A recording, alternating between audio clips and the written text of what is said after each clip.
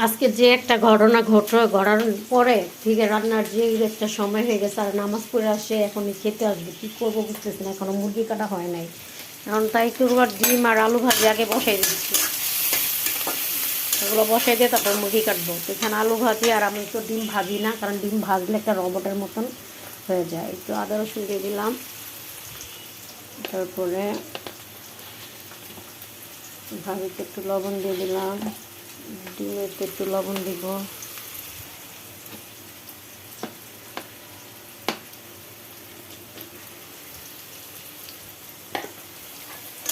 তাড়াহুড়া রান্না দুই চুলাতেই বসাই দিচ্ছি, কী করবো তাও পারতেছি না, কারণ আজকে ভূমিকম্পের কারণে সবাই নিচে চলে গেছে, কি একটা হুড়ুস্থুর লাগছে, রান্নারও সমস্যা হয়ে গেছে,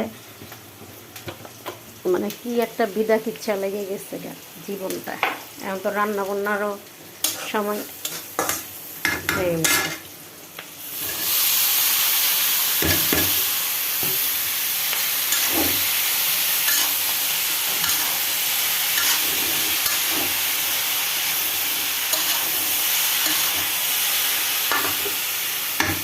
দুই চুলায় বসাই দিলাম তাড়াহুড়ায়, যতটুকু হয় এগুলো বসাই দিয়ে তারপর মুরগিটা কাটবো।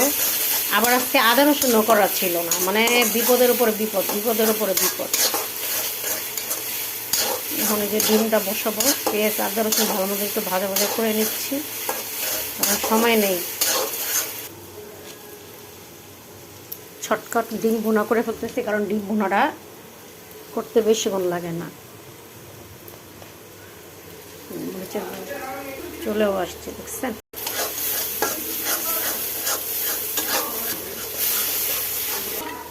হয়ে গেল তাড়াহুড়া, সবাই চলে আসলো।